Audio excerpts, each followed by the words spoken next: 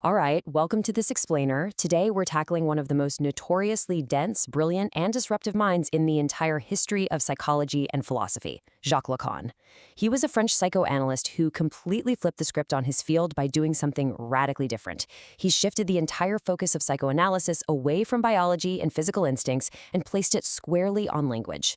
If you've ever felt like your own mind is a mystery wrapped in a riddle, well, Lacan's theories offer a fascinating, albeit incredibly complex, lens to view it through.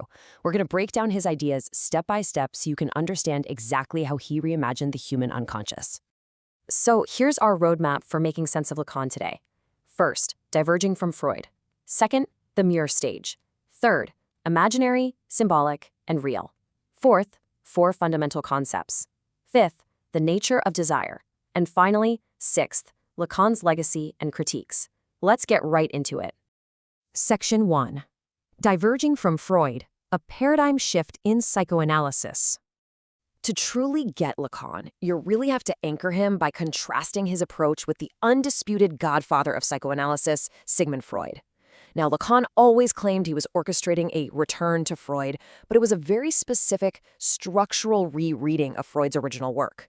You see, Freud relied heavily on biology. He believed we were driven by these raw instincts. And later Freudian schools focused on strengthening the ego so a patient could, adapt better to society. Lacan completely rebelled against this. He argued that the ego itself is actually an illusion. It's a misrecognition. For Lacan, psychoanalysis absolutely shouldn't be about forcing patients to adapt to social norms or trying to strengthen a fake ego.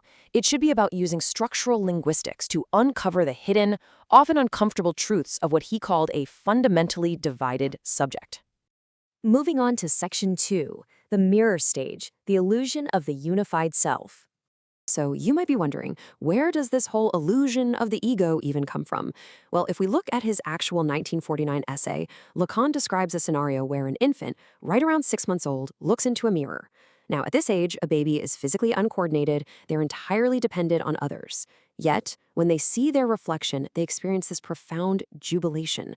They see a whole, unified, seemingly perfect image of themselves. But it's a trap.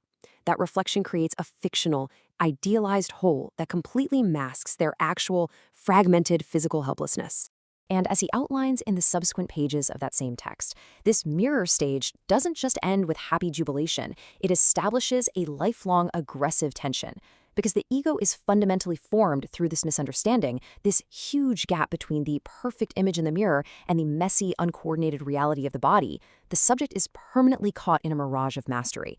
Basically, we spend our entire lives trying to live up to an illusion of wholeness that was literally never real to begin with. Section 3. Imaginary, symbolic, and real. Peeling the Lacanian onion. Now that we've established that the ego is essentially a mirage, we can start peeling back the layers of our mental lives.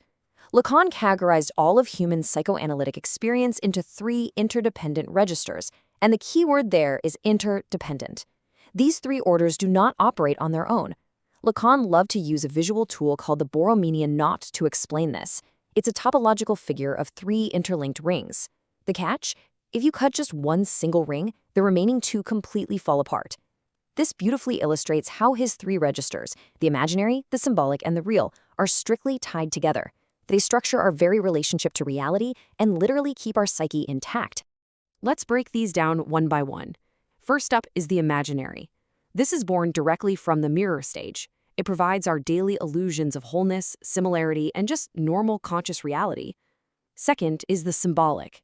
This is the realm of language, social laws, and structure. It's what Lacan calls the big other, the invisible rules that dictate what we can and absolutely cannot do. And finally, we have the real. Now notice this is not reality. The real is the brutal, unstructured excess that constantly lurks beneath our structured world. It's the terrifying, unexplainable stuff, like the feeling of profound trauma or grief, that literally resists being put into words. It's the hidden, silent force driving our deepest compulsions. Which brings us to Section 4, 4 fundamental concepts. Restructuring the unconscious. With those 3 orders established, we can now look at how Lacan formally redefined clinical therapeutic practice. He laid all of this out in his famous 1964 Seminar 11, and there's a single quote that radically shifted therapy forever. The unconscious is structured like a language. Before this, analysts were basically trying to dig up buried biological instincts. Lacan said, no, absolutely not. The unconscious isn't some deep, dark biological well. It's right there in the words we use. He told therapists they needed to start listening closely for slips of the tongue, recurring phrases, and most importantly, the gaps in what is left unsaid. In that 1964 seminar, he outlined 4 key concepts. The unconscious operates through linguistic symbols. Repetition is our bizarre pull to recreate painful emotional patterns instead of, actually learning from them. Transference is projecting old emotions onto the therapist. And the drive isn't just a basic biological urge, but a repeating loop that's always seeking satisfaction. As modern therapists like Anna Joseph point out, applying these exact 4 concepts in clinical practice today really helps uncover a patient's true emotional rhythms, rather than just offering a quick, superficial fix. It's all about finding the hidden meaning in how a person speaks and acts. Section 5. The nature of desire. The unquenchable loop. Let's see how all of this builds into Lacan's understanding of human motivation. He insists human motivation is fundamentally different from simply needing food or a warm place to sleep. This gets to the very nature of human desire. Lacan essentially splits our wants into 3 distinct steps. Step 1 is need. These are biological instincts that can actually be satisfied, like eating when you're hungry. Step 2 is demand. When we ask someone else to meet our need, we are actually secretly demanding their unconditional love and attention. But because no one can ever give us absolute, perfect, unconditional love, there's always a gap. That gap brings us to step 3, desire. Desire is the leftover surplus when you subtract need from demand. Because the other can never fulfill our demand for total love, desire becomes this eternal, unquenchable loop. It exists simply to reproduce itself, not to ever be fulfilled. And honestly, this explains exactly why human beings are always longing for something just out of reach. Lacan called this missing object the objet petit a. It is the unachievable cause of our desire. It's that elusive thing we think will finally make us whole. The perfect job, the perfect partner, the dream house. But once we get it, we realize it wasn't it, and our desire just immediately shifts to something else. Recognizing the objet petit a goes a long way in explaining our deepest frustrations and why our motivations often feel so incredibly endless. Finally, Section 6, Lacan's legacy and critiques. Does Lacanian theory hold up? Lacan's ideas spread like wildfire. They heavily influenced everything from film theory to left-wing politics, all the way to modern psychotherapy. But his notoriously complex, and some say even maddeningly obscure ideas have definitely not gone unchallenged. So we have to ask, does Lacanian theory actually hold up to modern scrutiny? It's a totally valid question. The strict linguistic structure he imposed on the human mind has faced some serious pushback. Let's examine the arguments from major post-structuralist and feminist thinkers who really question the very core of his framework. The critiques are pretty forceful. For instance, you have post-structuralists Gilles Deleuze and Felix Guattari, who famously attacked Lacanianism in their book Anti-Oedipus. They completely rejected Lacan's core idea that desire comes from a lack.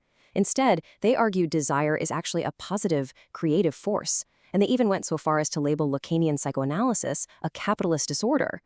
Furthermore, feminist theorists like Elizabeth Grosz and Luce Irigaray have heavily criticized Lacan. Irigaray argued that his entire system perpetuates a phallocentric mastery that actively marginalizes female subjectivity, ultimately trapping psychoanalytic discourse in a deeply sexist tradition. These critiques really highlight an ongoing debate. Are Lacan's structural rules universal truths about the human condition, or are they just restrictive frameworks that ignore the creative, diverse power of human desire? Whether you agree with his toughest critics or you find his linguistic mapping of the mind profoundly revealing, Lacan leaves us with an inescapable question. As you navigate your own symbolic world today, bound by language and all the rules of society, ask yourself, are you seeking a tangible, achievable goal? Or are you simply caught in the beautiful, endless loop of your own desire?